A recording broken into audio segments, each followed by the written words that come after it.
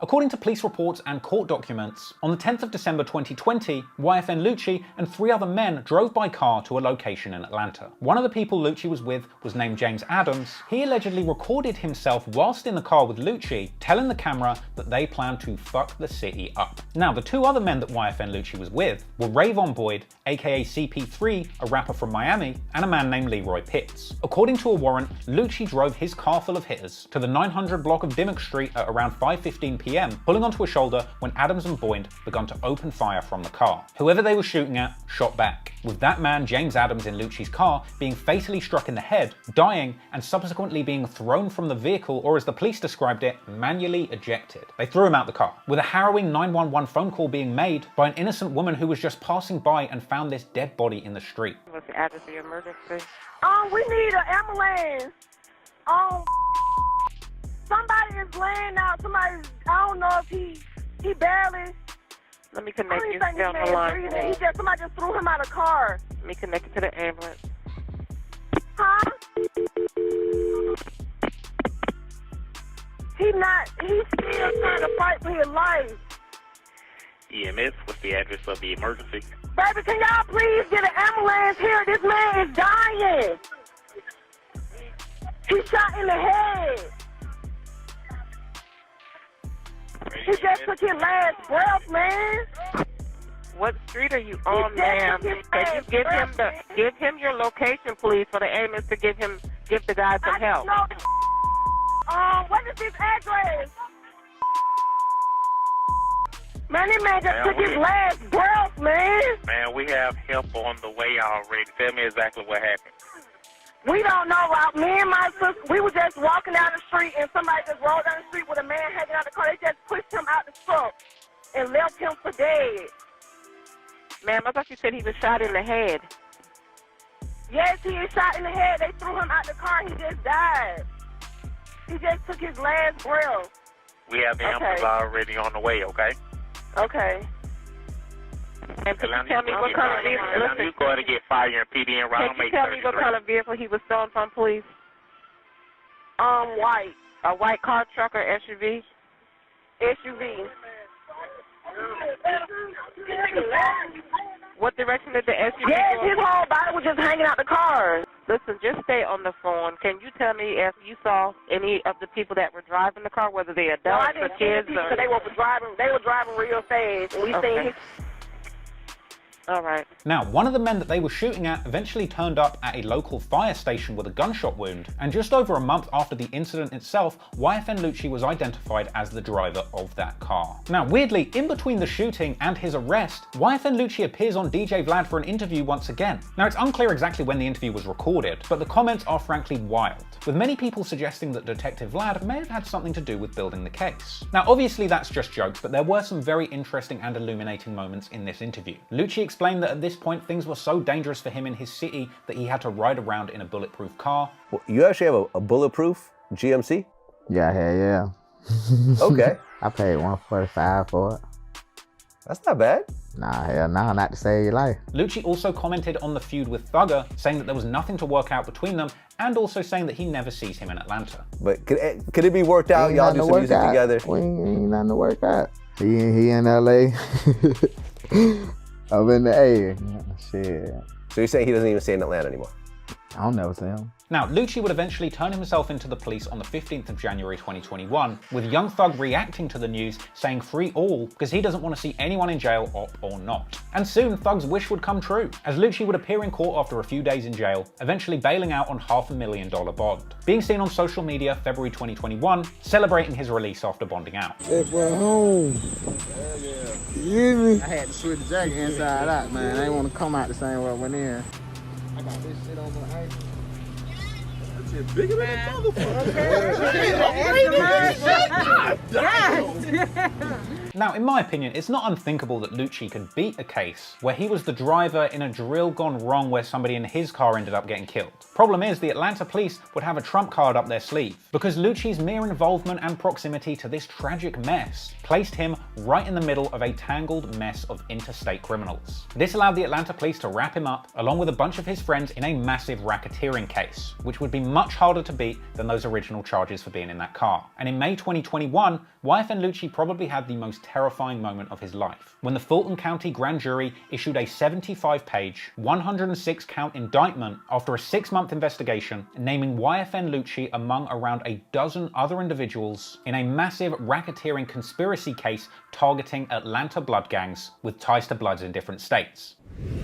New at 6, a massive gang indictment in Fulton County charged a dozen people with a racketeering conspiracy, including a famous musical artist, YFN Lucci. Now, the indictment says that Lucci's an associate of the Bloods gang. And in this instance, YFN Lucci's music wasn't going to do him any favors, because prosecutors had directly used his songs, videos, and lyrics as proof of his Blood membership. Fulton County District Attorney Fonnie Willis says her team used a YouTube music video entitled Shine On, quote, which includes lyrics promoting criminal gang activity in a massive RICO or racketeering indictment to shine a light on the alleged gang associations of two of the performers in the video, music megastar YFN Lucci, real name Rayshawn Bennett, and Justin Ushry, aka Bloody J, two of a dozen defendants in the case, which involves a variety of crimes. Investigators also used social media posts. We pulled several off Instagram that seemed to match descriptions in the indictment to help build their gang case. And this was a serious indictment with a whole bunch of counts of racketeering related to crimes like aggravated assault, murder, unlawful gun possession, armed robbery, property damage, theft, and other gang-related charges. And along with Lucci, also charged in the indictment was Big Atlanta Blood and early comrade of Young Thug and Lucci, Bloody J, whose YouTube uploads were used as direct proof that he was indeed a big old Blood. With both YFN Lucci and Bloody J's appearance in the music video for Shine On being cited in the indictment, and the indictment itself went on to explain the complex web of interstate gang activity that had been going on between YFN and the Bloods in other states. The indictment said that YFN was an Atlanta Blood set affiliated with the original Inglewood family Bloods from Los Angeles, with ties to the Atlanta Blood Gang. It goes on to connect them to a Miami-based crew of Bloods called the Bloodhounds that emerged from the 13th Avenue Gang, explaining that in Atlanta, the Inglewood family Bloods from LA are represented by local crews like ABG and Bird Gang under a national Blood umbrella that also incorporated some of these Miami sets. And whilst this indictment didn't target Young Thug or the YSL crew specifically, it did mention them and attempt to explain how their structure works, with it being said that YSL were apparently aligned with the Rolling 60s Crips from LA, which is maybe why we saw that early collab between Bloody J, Young Thug, and Nipsey Hussle, who was actually on that track talking about how Rolling 60s gangbang in different states. So this massive indictment puts the YFN crew in direct rivalry with the YSL crew, even going as far as to specifically describe the YSL members as referring to themselves as slats, and suggesting that their ops refer to themselves as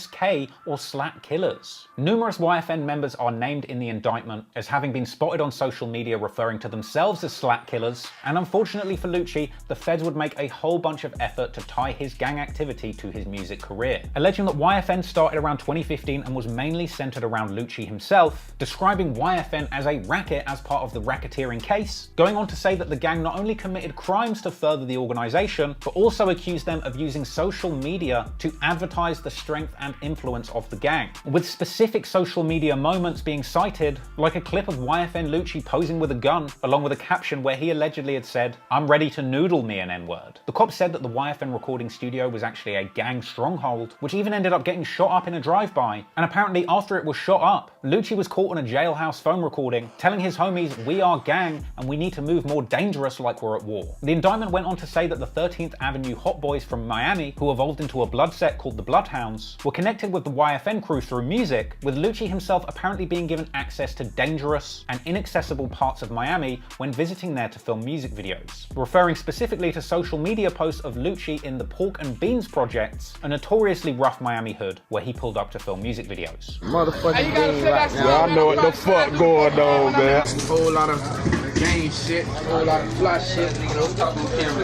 Ain't no hood, ain't no city where they say I can't go. And if that, I probably been that shit. Now the cops actually state that simply being on social media tagged in the Pork and Beans projects is enough to prove Lucci's leadership role in an interstate criminal enterprise. Now that might be a little bit of a stretch, but regardless, the cops say that these music collabs eventually flourished into a full-blown alliance in the streets between these two criminal Blood sets. Now this is how CP3, the rapper from Miami, ended up getting tangled up in that shooting where Lucci was driving and a man died, with CP3 being named in the indictment that also referenced his First Day Out rap music video. Frankly, Lucci's biggest mistake was being in that car when that shooting went down. Having been the driver of that car, Lucci is implicated in this indictment for murder, along with CP3 and Leroy Pitts, with the indictment saying that these three men caused the death of James Adams by participating in an assault and shooting at a number of other people who shot back. But here's the thing, beating that complicated charge on its own might not have been impossible, but it's what happened after that has made Lucci look so much worse. The indictment suggests that following this tragic incident, Lucci allegedly made things worse for himself by tampering with evidence, by hiding the vehicle used in the fatal incident, then making matters even worse. All three people that survived being in that car are also charged with hiring the firearms used in the crime, and the situation wasn't made any better by social media posts by Lucci and his crew either, with Lucci being quoted having posted to his IG a few months after the incident, saying whenever he gets drunk he thinks about murder. Separate to that, another damning allegation against Lucci's character in this indictment is a claim that on the 1st of August 2020, Lucci strangled and beat a man just for playing the Ox music, and then apparently Lucci paid off the guy to avoid being charged. Not a good look for Lucci, and beyond that, several other people around him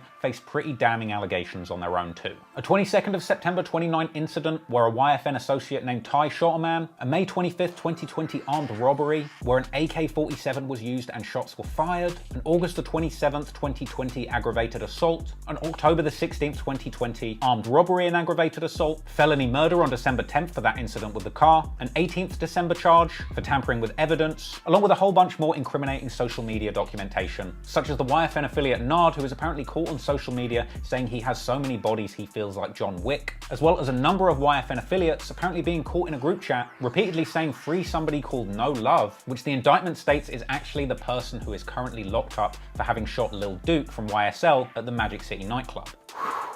That's a lot of accusations. It's a lot to be accused of, and it's going to be a lot to fight. YFN Lucci's lawyer has outright denied the charges, saying Lucci is a successful recording artist and his First Amendment rights protect him in saying whatever he wants in his songs and social media. Now, he's not a gang member. What he is an internationally recognized musical artist that is a triple platinum winner. Lucci's lawyer, Drew Findling, added, his First Amendment right to musically express himself is no different than the famous rock song, I Shot the Sheriff. It's not criminal activity. I'm not sure whether that argument's going to be enough to convince the feds. And as of today, YFN Lucci is still waiting to face this enormous RICO case. And to make matters even worse, while he was locked up, YFN Lucci just caught another major loss for his music career, apparently being ordered to repay $1.7 million after losing a case alleging that he had stolen the biggest hit of his career, Every Day We Lit. And that, unfortunately, is where the YFN situation is still to this day. And no matter how you look at it or what you choose to believe, I think it's safe to say that right now, things couldn't possibly get worse for YFN Lucci.